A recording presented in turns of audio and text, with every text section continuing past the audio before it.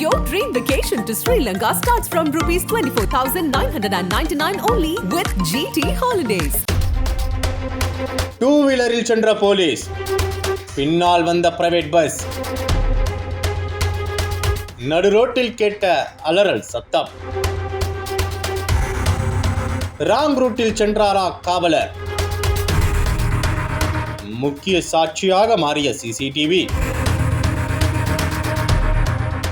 புதுச்சேரி கருவடிக்குப்பம் விநாயகர் கோயில் தெருவைச் சேர்ந்தவர் வீரமுத்து. இவரது மகன் முருகன். 36 வயதான இவர் கிழக்கு வடக்கு பிரிவின் முதுநிலை காவல் கண்காணிப்பாளரான சுவாதி சிங்கின் வாகன ஓட்டுநராக பணிபுரிந்து வந்தார். மனைவி சர்குணா என்பவருடன் பத்துக்கண்ணு சப்தகிரி ஹைடெக் சிட்டியில் வசித்து வந்தார். இந்த நிலையில் கடந்த ஜூலை 28 இரவு காவலர் முருகன் இருசக்கர வாகனத்தில் செல்லிப்பட்டு பத்துக்கண்ணு சாலையில் சென்றார். அப்போது இடதுபுறம் செல்ல வேண்டியவர் வலதுபுறத்தில் இருந்து இடதுபுறம் சாலையில் மாறிய நிலையில் அவர் பின்னால் வந்த தனியார் பஸ் காவலர் முருகன் ஓட்டிச் சென்ற பைக் மீது மோதியது.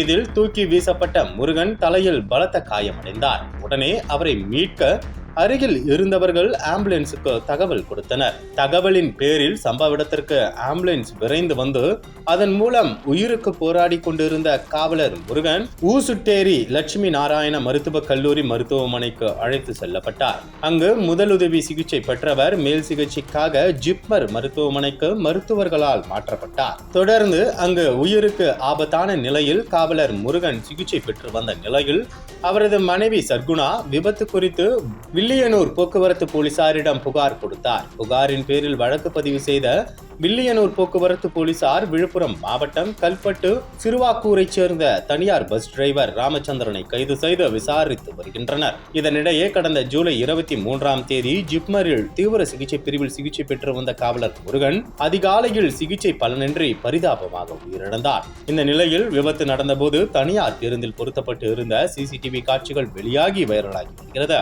அதில் காவலர் முருகன் இருசக்கர வண்டியில் சாலையின் வலதுபுறத்தில் இருந்து இடதுபுறம் செல்கிறார். ஆனால் அந்த வழியில் இடதுபுறமாக சாலையில் தனியார் பேருந்து வந்து கொண்டிருந்ததால் காவலர் விபத்தில் சிக்கும் அதிர்ச்சி காட்சிகள் பதிவாகி இருப்பது தெரிய வந்தது.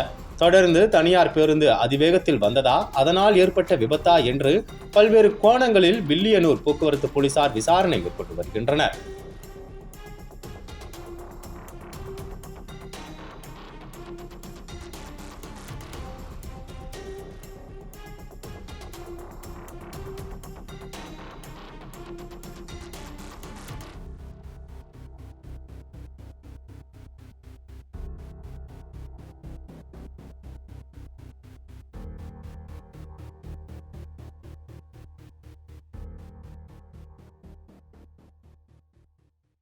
என் நடிப்பை ஜெயலலிதா பாராட்ட மறுத்தார். ஏன் தெரியுமா?